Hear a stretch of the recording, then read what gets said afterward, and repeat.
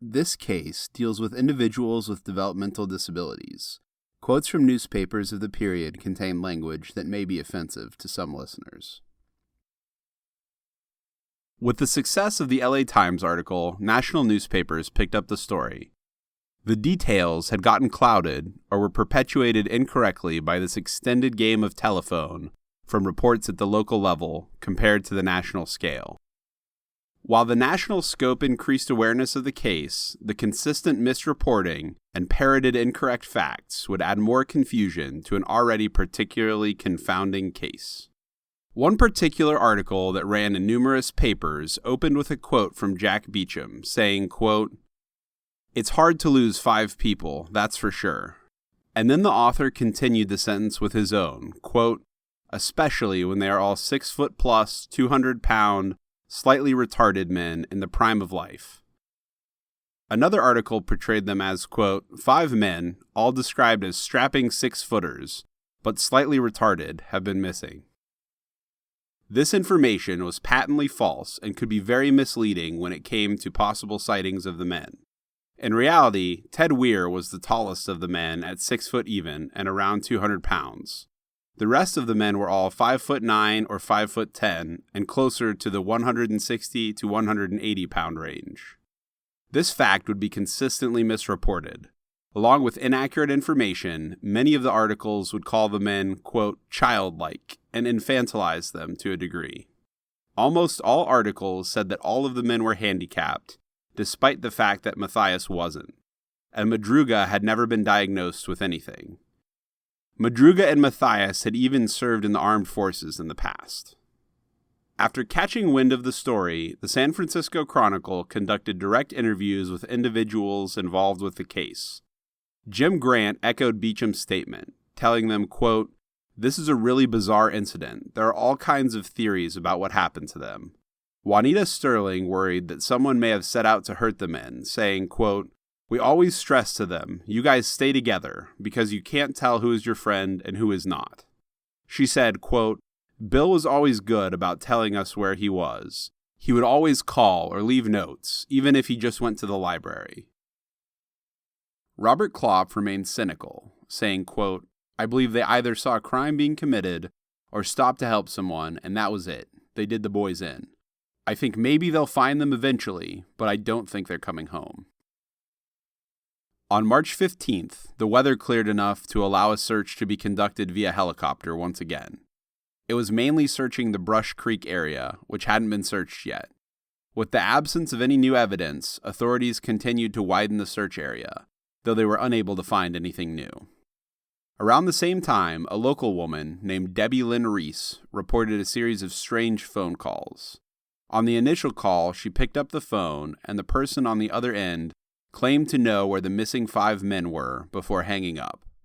Then he called back the next day to say, quote, "I need help, 'cause I really hurt those guys bad." When she asked, quote, "Who did you hurt?" he replied, quote, "Don't play dumb with me," and hung up. He called one more time to say all 5 of the men were dead. Then he never called back again. On March 19th, the Sacramento Bee did a deep dive into the case and how all the families were coping so far. The idea that the men decided to run away to prove that they were independent was brought up and immediately criticized, as none of them had ever expressed that desire before. Beecham said, quote, "We're leaning toward the theory of an intervening force somewhere between Chico and the mountains, but we have absolutely no evidence to back that up." Mary Wiley, Madruga's aunt, said, quote, "I think most of the parents feel they're dead or being held prisoner, and I know Jack never harmed a fly. He was always kind to his family. He was a fine boy, maybe even better than my own blood kin," she said, crying as she made that statement. She said there was no way Jack would have taken his car up that road, and he never would have left it unlocked with the window open. Ida Klopf also believed the foul play theory. She recalled the story of Gary getting lost, coming home from his grandmother's house in Corvallis, Oregon. He'd ended up in Portland and allegedly walked 500 miles home over a 5-week period. Due to Gary's unique past, she stated, quote, There is no doubt in my mind, if he is physically able, he would be coming home right now. I'm convinced that where one is, the 5 are. Gary won't be alone. Meanwhile, the reward was up to $3,405, and Yuba County officers had talked to people at 30 stores that could have possibly been on the route the boys may have taken. Volunteers spent an estimated 4,000 hours searching, with base camps being manned for 6 days by around 50 men each day.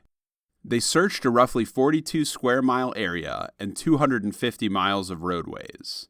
The snow was up to 6 feet deep in some areas. One tip said the men may have been, quote, lured away by followers of the Reverend Sun Myung Moon, as the cult had property in nearby Mendocino County. This was just the latest in a series of endless tips. Beecham said, quote, "We've got to follow up everything.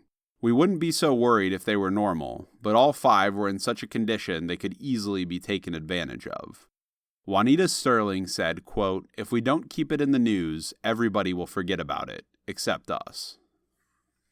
On March 20th, 5 miles from where Jack Madruga's car was found, 4 pieces of gold-orange cloth were found tied to trees near a set of footprints. The cloth strips were found at regular intervals from where the truck was found. The tracks were found on Soapstone Hill and appeared to wander into Soapstone Canyon, which is treacherous to navigate on foot. The tracks appeared to be old and branched off from a secondary skid trail off of the Oroville-Quincy Road. The tracks led to several old cabins, which were searched thoroughly, but nothing was found in them, though there were several fresh tracks outside the cabins. Bill Sterling's parents thought the cloth may have come from the lining of Sterling's coat, but changed their minds shortly after that, saying they weren't sure. The State Times-Advocate backs up that there were 4 strips of cloth, but the Sacramento Bee claims that there were 5 pieces of gold cloth, and that they were within 3 miles of where the car was found. The other Sacramento Bee article, released the same day, says the cloth was 1.25 miles away from the car. The Petaluma Argus-Courier cleared up this confusion a bit, saying there were 5 pieces of cloth 6 miles away from the Soapstone Canyon footprints, but 1.25 miles away from the car. The Yuba County Sheriff said the cloth might mean that someone had been there and wanted others to know. Around this time, an article in the Washington Post claimed that a water witcher from Paradise, California, said he had fixed his divining rod to pick up human remains, and led searchers to an abandoned cabin near where the car was found. They found a gray lighter.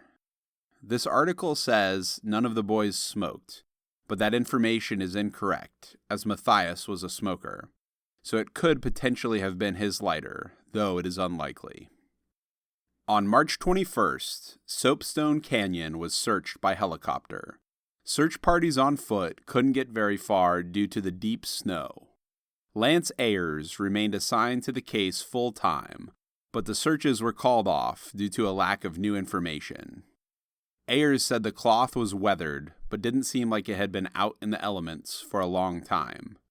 The Sacramento Bee article says the tracks were below the snow line, so could have been old. Laboratory tests were planned for the cloth. However, following this article, the cloth disappears from the narrative, and it is unclear if tests were ever actually performed. On March 28th, Lance Ayers told the State Times-Advocate that there were no clues or leads about what might have happened, and he was, quote, tearing his hair out over it. He said, quote, "The more time elapses, the less chance there is of finding them alive." Dorothy Dornan remained optimistic, saying in regards to the families talking to each other, quote, "We have come up with more theories than we can count. We call each other every single day to give each other encouragement and pray together. Also, quote, we hope the boys have done what we don't think they would do. We hope someone talked them into running away from home, but we know that's not true, but it's the only way we can keep them alive." April 1st marked the end of a 2-day search in Soapstone Canyon. It was completed by 4 men using climbing gear to navigate the 3,000-foot canyon. They followed the tracks the majority of the time as they were still visible in the spring weather. Ayers said, quote, "I need to find these guys for their family's sake. They need to know one way or the other." After the Soapstone Canyon search, leads were once again exhausted, but authorities assured the press they were ready to jump on any new leads that came in. On May 13th, a Quincy local named Tom Dean reported that his dog picked up the scent of humans about 5.5 miles south of Bucks Lake, which was near the spot the car was abandoned. Ken Mickelson of Butte County and 24 deputies searched for over 12 hours, digging in snowdrifts up to 14 feet deep. They stuck poles into the deep snowdrifts to look for any sign of bodies. Plumas and Yuba officials searched as well, but found nothing. They requested people stay out of the area to make the search easier. After the search failed, authorities had once again hit a wall. Mickelson stated, quote, "We're still at a stalemate. From every indication we have, they are still in there. It's just a matter of time before we or some fisherman finds them or their bodies." Ayers said that after 11 weeks, the search had, quote, "exhausted every avenue." He said it could be July before they would be able to properly search the area. Ayers said that he thought there was a, quote, "strong possibility the men were dead." With the snow finally starting to melt, another search of Soapstone Canyon was launched on May 24th. Searchers in Soapstone Canyon dug through 12 feet of snow around a large tree and encountered the smell of decay. Much like the rest of the search, revisiting this particular spot was put on hold until the snow melted more. Undersheriff Dave Wingfield said, quote, "Personally, I'd like to think that they are not there, but just putting things together, we can't overlook it." Stenberg said, quote, "Right now, there is no credibility to anything. All we've got to do right now is wait and see what happens. I would expect developments after June 1st when the snow melts." Feeling restless, Stenberg had his deputies go over dispatch logs from the 24th just to see if there was anything that could have been suspicious or related to the case, but came away empty-handed, saying, quote, "We didn't come up with any damned thing, but you've got to be doing something just to be doing something." Just 2 weeks later, on June 4th, a small group of motorcyclists were riding along the forest roads when they stopped outside a Forest Service trailer in the Daniel Zink campground. They'd noticed a broken window and decided to look inside, where they saw a decomposing body covered by several sheets. Some articles printed that a child traveling with the group had been the one to peer in through the window and saw a decomposing body lying on a bunk bed. Either way, the group notified the authorities. He was fully clothed, and the autopsy was scheduled. Initial reports said he probably died of exposure. A partially melted candle was found next to the body, which was quickly identified as Ted Weir. He had suffered from gangrene due to frostbite, which had taken 5 of his toes. He had also shed nearly 80 pounds. Ted had 8 sheets over him, apparently to keep warm. There was firewood and heater fuel that wasn't used. The bunk bed Weir's body was on was near a broken window that had either not been covered up or the covering on it had been removed. There were open ration containers strewn about the room. Most of the cans could have been opened with a beverage can opener, not the one provided in the emergency ration kit. Though there was one can which had been opened with a military can opener that only Matthias or Madruga would have known how to use. On the table by the bed were his wallet with cash still inside, as well as a gold necklace and his nickel ring. There was also a gold watch that didn't belong to any of the missing men. There were unused matches, as well as books and other burnable materials. Matthias's white sneakers were found in the trailer, and Ted's leather shoes were gone. There was no attempt to make a fire or put on any of the warmer, heavier clothes.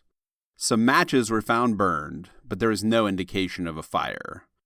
A storage cabin nearby was opened, and 36 sea rations had been consumed. There was another unlocked cabinet with a plethora of food that could have lasted the men all winter. That cabinet remained untouched.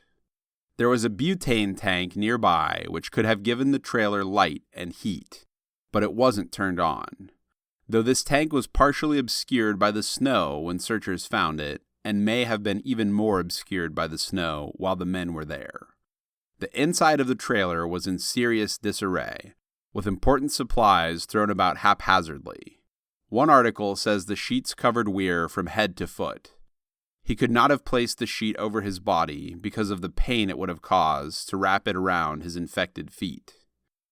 Authorities from Yuba, Plumas, and Butte counties spent nearly 3 hours cutting down a path through the trees with chainsaws so that the trailer could be reached by car. The campground is 5 miles as the crow flies from Elk's Retreat, where the car was found, and about 12 miles by road. Stenberg said the campground was not within the search parameters. Quote, "We didn't get that far. We believed they were coming out and heading down the mountains. The weather could have killed them in 3 hours with how cold it was at that elevation. So the idea that they walked is still hotly up for debate." Jack Beecham said, quote, "When you got up to that area, you could smell death. It was horrible, that stench." A Forest Service vehicle had traveled up the road the men followed the day before on February 23rd, so they may have followed its path through the snow. The snowcat had apparently gone up the service road to the trailer that Weir's body would be found in to clear snow off of the roof so that it wouldn't collapse. It was the last trip it made to the trailer that winter, despite numerous other snowstorms. Richard Stenberg said of the trailer that, quote, "If you didn't know where it was, it would be a 1 in 1,000 chance of finding the kind of place." The trail left by the snowcat is often interpreted as going exactly from where the car was found to the trailer, but it's important to note that it didn't go straight through the woods. It traveled along the snow-covered Oroville-Quincy Highway until the last half mile. So if the men had chosen to walk along the highway, the snow would have been packed down, but there were numerous other trails and service roads in the area. In an early article, Jim Grant said that there were a few half-eaten cans of food, as he was remarking on what was found in the same room as Weiher. Other papers would publicize this and ignore the later discovery of the open rations. Grant said that the trailer was almost half a mile off of the Oroville-Quincy Highway, 7 miles north of where the car was found. Grant is the one who said foul play theories were abandoned with the discovery of the 4 bodies. Grant theorized that the men may have been trying to get to a friend's cabin near Bucks Lake. The route from where the car was lost to the trailer was rugged canyon terrain with snow up to 15 feet high. It's difficult to figure out the exact distance as all sources conflict with each other. Some say 19.2 miles, some say 12, some say 5. One article says that the remains were found at the end of a 12-mile service forest road at the Zink Forest Service compound. This is probably because the Oroville-Quincy Highway turns into Bucks Lake Road, right around where the car was abandoned, 12 miles from the trailer. A quick search on Google Maps shows that the Rogers Cow Camp areas where the car was found is 12 miles away from the Daniel Zink campground by car. Dave Wingfield, Plumas County Assistant Sheriff, said Weir's autopsy showed that he died of pulmonary congestion due to exposure. There was no indication of foul play. He did not die of starvation or hypothermia, as is often reported, but initial statements by law enforcement speculating he died of exposure would be widely publicized as fact. Pulmonary congestion is caused by exposure to the cold, but is far different from death by exposure.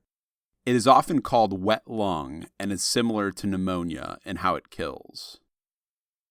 Stenberg said that finding the body, quote, mandates us to go back up there and make an intensified search, and he claimed that the 5, quote, never left there as a group. This is something we didn't know before.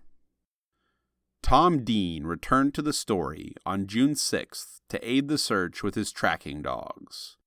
He was driving down the service road with his dogs in the back when one of them alerted near a field just off the road that had until recently been covered by snow.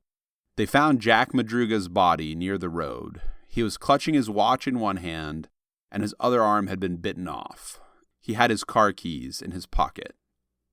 Forcino found Sterling's body 15 feet away from the other side of the road. His body had been scattered by wild animals. William Sterling Sr. was second on the scene and asked Forcino how he knew it was Bill. Forcino responded that the wallet had pictures of Sterling's twin sisters and his social security number. Sterling Sr. broke down and was comforted by a friend while he cried by the side of the road. Autopsies were scheduled, but Sterling's body had been partially eaten by animals, and Madruga's was badly decomposed. Once again, location reports conflict. They were found around 3 miles away from the Forest Service trailer. Some reports say 3 miles closer to where the car was found. Other reports say in a different direction. Local Deputy Mickelson speculated that Sterling and Madruga perished before making it to the trailer. He said that the other 3 were likely in the trailer and said, quote, "Judging by the amount of food eaten, you could conclude that all 3 of them were at the trailer for a while, and then the other 2 left." He said blankets from the Forest Service trailer, a flashlight, and a cigarette lighter found along the road leading away from the trailer made him think that at least one of the others had left after staying in the cabin. June 7th brought more searches and speculation. Beecham said, quote, "We still have no idea what those men were doing here. There was 4 feet of snow here on February 23rd, the last time the Forest Service was here. Authorities speculated that the men may have survived for a period of time after vanishing. Jack Beecham said that judging by Weir's beard growth and weight loss, he may have survived for a month, and that, quote, "The Forest Service tells us 3 cases of C rations we found open around the trailer would have been enough to keep many alive a month." That and the beard growth, plus the body weight, indicates it's possible he stayed alive that long. The search continued with a group of 20 people. Mickelson was not optimistic, saying, quote, "Experienced men who knew what they were doing would have had a hard time making it here under the conditions. But one of those boys got here wearing tennis shoes. I just don't see what chance there would be in regards to finding the other 2 men alive. There was nothing to indicate the men had walked the entire distance from where the car was abandoned, but if they had, it would have been 12 miles through snow up to 10 feet high. The trailer was only 1 mile away from the nearby campground, so there may have been other ways to get there, besides the Oroville-Quincy Highway." On June 8th, a 4th body was found but not identified. Searchers believed they were close to finding the 5th body. Additional details were sparse because of poor radio reception, which hindered communication between the search party. Mickelson said that the area wasn't searched because it was further into the wilderness and at a higher elevation, and search parties had assumed the men would be walking downhill, trying to get away from the elements. Plumas County Sheriff Douglas Thomas asked 13 other counties to help with locating the last man in a widespread search of all nearby areas. Around 35 other individuals were expected to join in the search from other counties. The body was eventually identified as Jackie Huett, and he'd been found 2 miles away from the trailer under a manzanita bush by his brother-in-law. Hewett's mother, Sara Huett, when later interviewed, reminisced about her son, saying, quote, "He was a delight. He was just slow, but really happy. He and Ted were so inseparable. Ted always took care of Jackie. It's like a dream, like a nightmare. I knew when they found Ted, Jackie would be nearby." Huett, Sterling, and Madruga would all have their identities confirmed by their dentist. On June 14th, Deputy Sheriff Dennis Forcino was still leading the ongoing searches for Matthias. He said, quote, "It has become apparent that their suffering defied description. Authorities were still at a loss to explain what had happened. Plumas Assistant Sheriff Dave Wingfield said, quote, "It makes no sense whatsoever. It's nothing like I've ever seen. Going uphill, taking off in street shoes and tennis shoes, going uphill in the snow. Most people go downhill when they're lost, or they go in circles, not in a straight line like this." One article, in going with the theme of infantilizing the men, said they, quote, "bungled their way into an early grave." Nothing was adding up about why the men would have been there.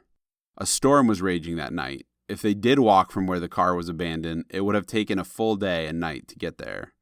Several of the men were afraid of the dark. Sterling and Weiher hated cold weather and the outdoors.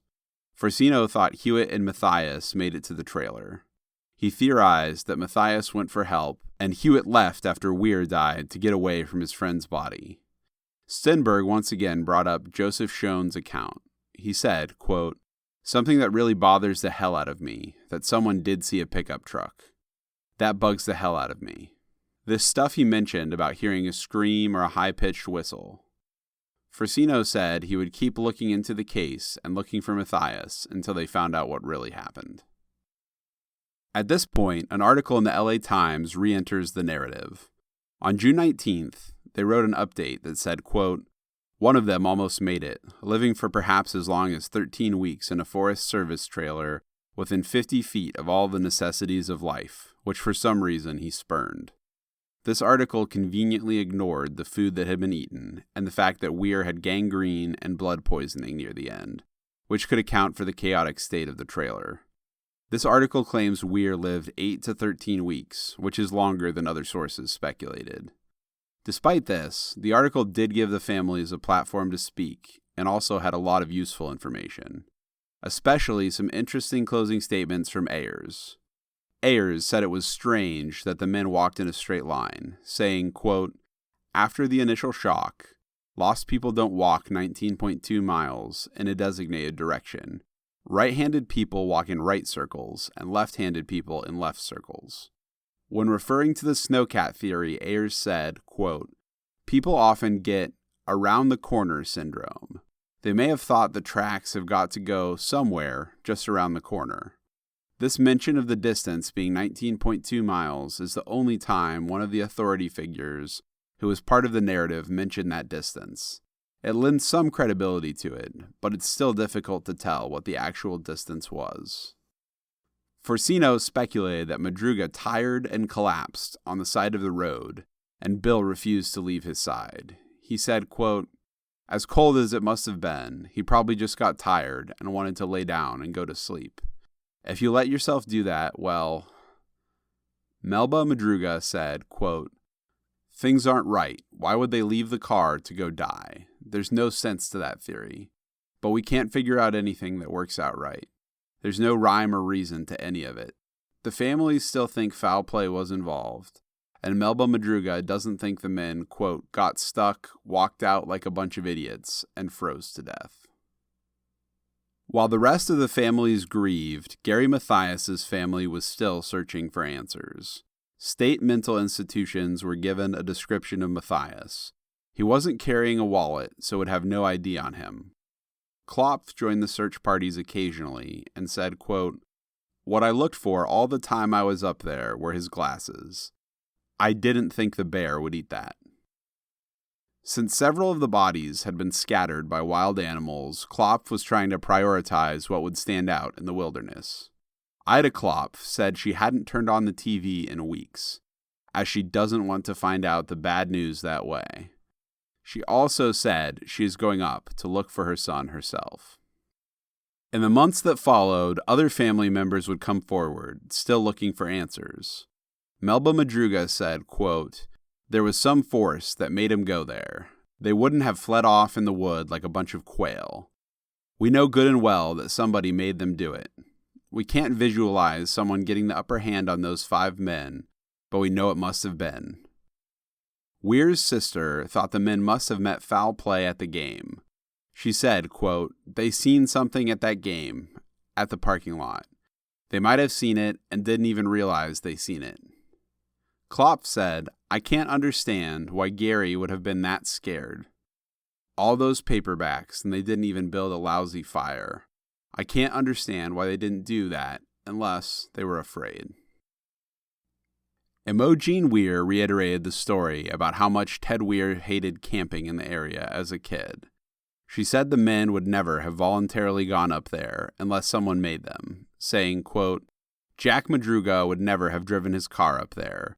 They wouldn't have gone up there, got scared, and just ran off. We know there's more to it than what's been said. These kinds of boys each had their own mental disability. They followed a straight pattern. They wouldn't have gone out of their way like that unless somebody enticed them up there." Bill Sterling's sister, Debbie Sterling, said, quote, "Someone made him go up that road. If someone scared him, he'd probably try to get away." She also said Sterling hated the snow, and Madruga would never have taken his car up those roads, noting an incident where the road to Sterling's house had been bad due to the weather, and Madruga couldn't give him a ride home because he didn't want to risk his car in that kind of weather. The search never ended for Lance Ayers. Throughout the search, Ayers had consulted psychics and dreamed about solving the case. Ayers said, quote, "I just don't know what happened. I don't know if there was foul play or not. It's as much a mystery today as it's ever been." Ayers had gone to Marysville High School with Weir, but he hadn't known him very well. Ayers fielded tips from Sacramento to Florida to Canada, but none of them panned out. Psychics told him that the boys were in a cabin near water, and one said that they had been murdered in Oroville in a 2-story red house, either brick or stained wood, with the number 4723 or 4753. Ayers spent 2 days driving every street in Oroville but found no such house. Gary Matthias' address was published several times. He lived in a red house with the street numbers 4758. So it's possible the psychic was just describing something similar to his house. The following is a transcript of the letter to the editor in the Marysville Appeal-Democrat from February 24th, 1979, titled, "Still One Missing, Still a Reward." Editor: Does it seem as long as a year ago, February 24th, 1978, when 5 young men, Ted Weir, Bill Sterling, Jack Madruga, Jackie Huett, and Gary Matthias disappeared from our area? To all of the parents and families of each, it has been longer, a lifetime. Each of us has had a share of fear, pain, and sorrow. But we've also received a lot of sympathy and love from friends and even people we've never had the opportunity to meet personally. Please let us say thank you to all of those people who gave us their time, work, and efforts for the recovery of the 4 who were found. Also, let this be a reminder to all that one, Gary Matthias, has never been located. Please don't stop looking or let time dim your memories of the men who lived in your midst the majority of their lives. There is still a reward fund being held at a local bank, and it will remain there until all 5 men are accounted for. A lot of questions have never been answered and possibly never will be. Why were they in the area where they were found? Was someone chasing them? Who was in the pickup seen parked behind their car? Why did they leave the car and wander off into the snow when they could have easily driven back down the same road they drove in on? The car was not stuck in the snow as was reported. They each had some problems, but stupidity certainly was not one of them. Why did Butte County Sheriff's Department refuse the help of the forest rangers to go to the trailer camp with snowmobiles in March? At least one, and maybe others, may have been rescued at that time.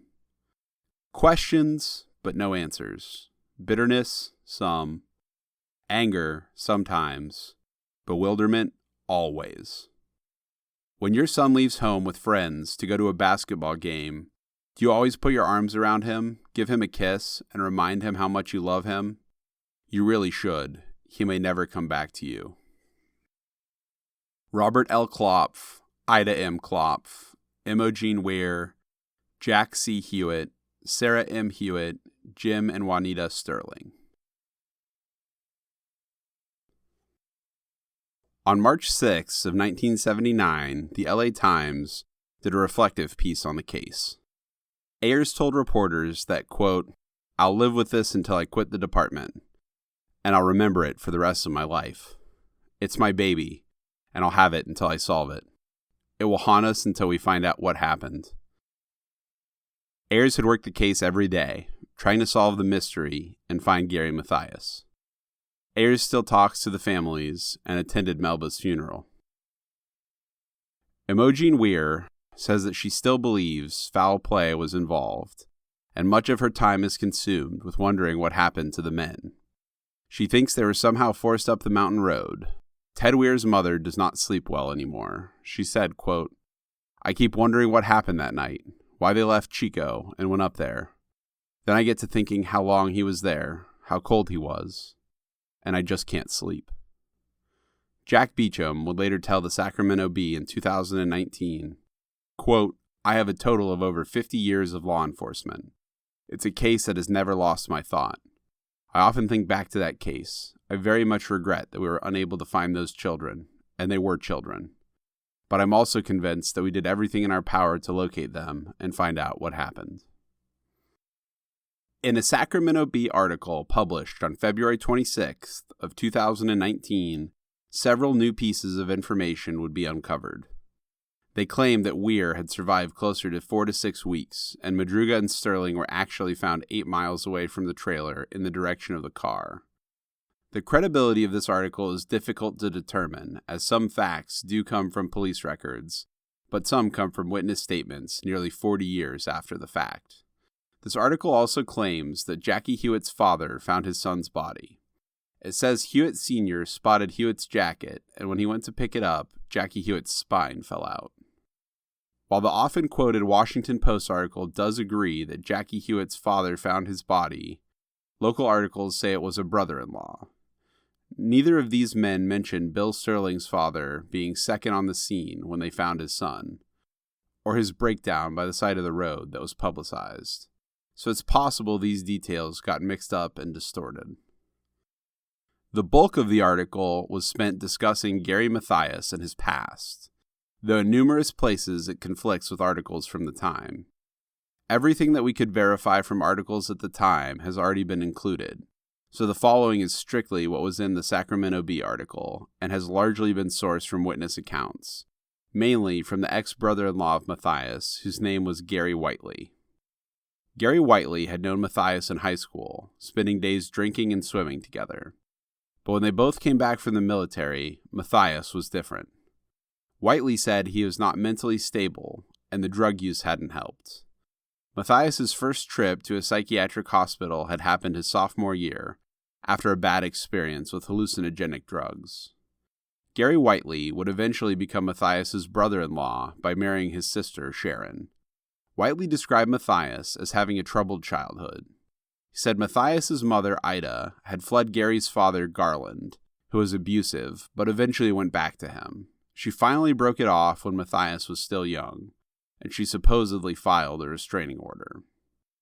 Whiteley claims that one day Garland showed up out of the blue and had dinner with the family, then killed himself a few days later. Supposedly, Sharon, Gary's sister, died of a self-inflicted gunshot wound in 2002. No evidence of the restraining order or Sharon's suicide could be corroborated by anyone but Whiteley. Whiteley said, quote, "I do believe that the mental illness that Gary and my ex-wife had, they inherited from their dad." The same article detailed several of Matthias's escapes from various mental hospitals. The sources for this information are a bit vague, and some of the incidents sound borderline unbelievable. Apparently, he had escaped from the state hospital in Stockton by crawling through a drain pipe, and hitchhiked back home in his hospital pajamas. He had also snuck out of the Letterman's Army Hospital psychiatric ward and another hospital in 1975. The previously mentioned Oregon incident was also described in more detail, and local papers did verify that Ida Matthias claimed that Gary Matthias walked 500 miles. Apparently, Matthias went to stay with his grandmother after leaving college and realizing it was not for him. He didn't keep up with his parents very well, so they started to worry. When they figured out where he was and asked him to come home, he simply hung up on them and showed up 5 weeks later, telling them he'd walked from Portland to Marysville and had been eating dog food off of porches to sustain him. In regards to the previously mentioned incident involving the assault of an officer, this article says Matthias was in jail where he called 3 officers over to his cell. When they opened the door, he walked out naked and punched one of them in the face. He attempted to strike the others, but they got things under control. He reportedly said, quote, "I've been in the Army, and I don't like it. And I thought if I hit a cop, maybe they'd let me out." This article claims the sexual assault incident was after he struck the officer, which isn't right. He was only in jail because of the sexual assault incident. He didn't do time for the AWOL charge due to his mental illness.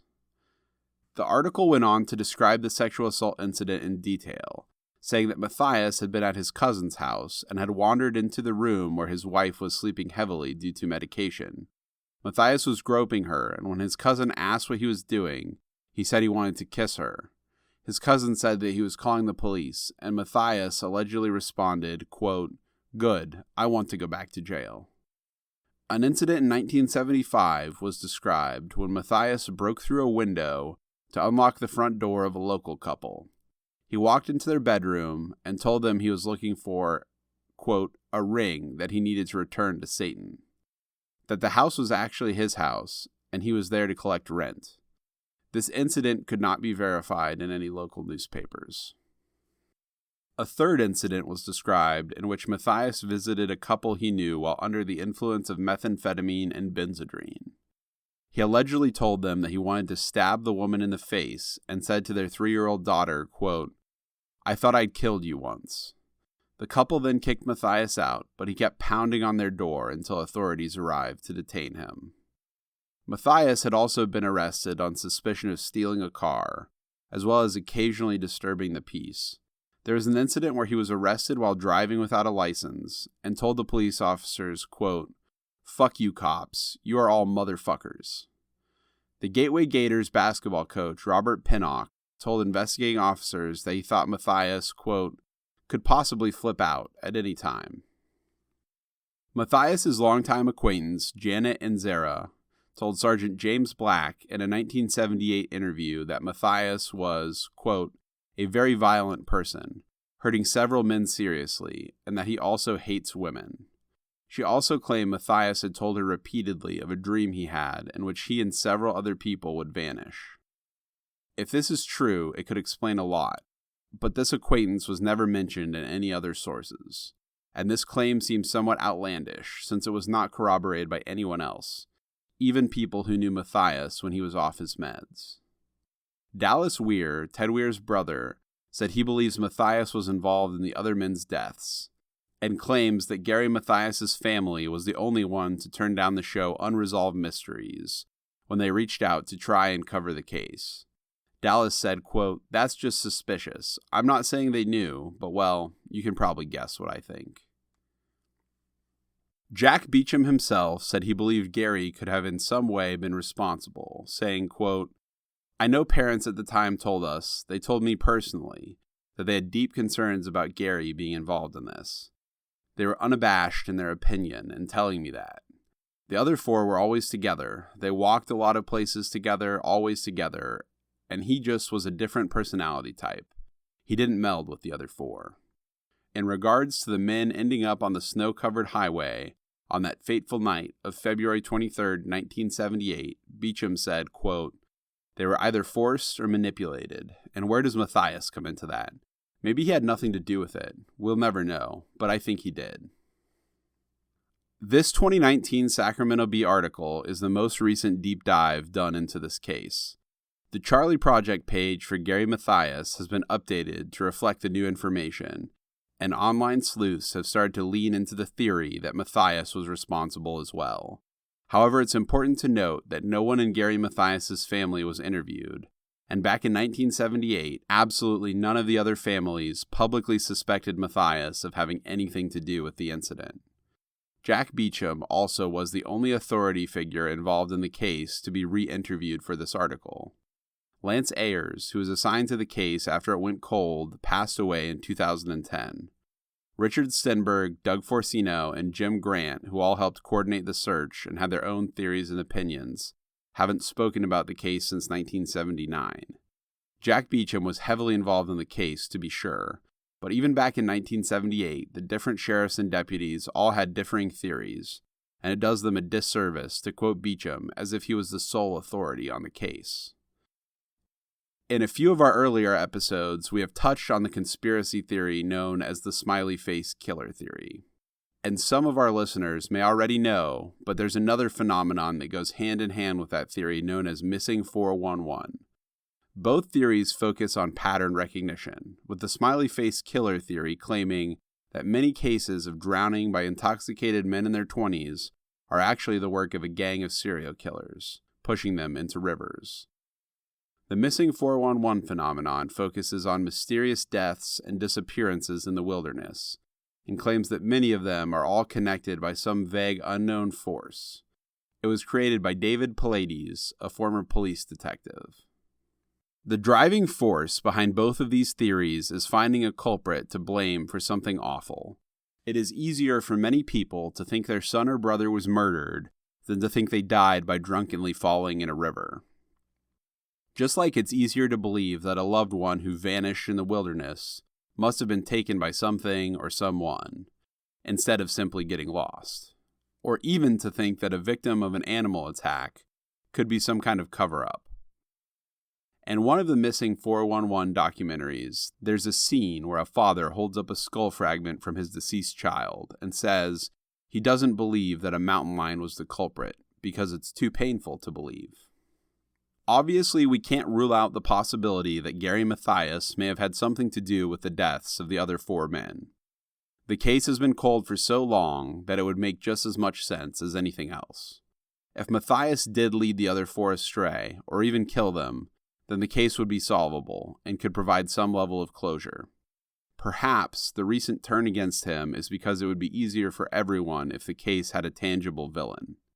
Family members want someone to blame, and online sleuths want a culprit they can name in their theories. The unfortunate truth is that this case is no closer to being solved than it was in 1978. Perhaps the internet's fascination with it will bring up some new answers, or perhaps it will simply drag the families back into the spotlight, forcing them to revisit something that they left behind decades ago. Although Matthias's family has been notably absent from the media in recent years, on February 24, 2008, on the 30th anniversary of the disappearance, they ran the following obituary in the Marysville Appeal-Democrat for Gary Mathias. October 15, 1952 to February 24, 1978. Part of us, yet parted from us. Managing grief that becomes us. Departed in body, eternal in thought. Birthday gifts no longer bought. Gone to the heavens far above us. Parted from us, forever far from us. Love always. Mark and Lavelle, Mathias, and Sons. Music is provided by Hexsystem. Major sources for this episode include the Marysville Appeal-Democrat, the LA Times, and the Sacramento Bee. For a full list of sources or links to our contributors, please see our show notes. Follow us on Twitter or Instagram at CompulsionCast to stay up to date on our latest episodes and news. See you in 2 weeks.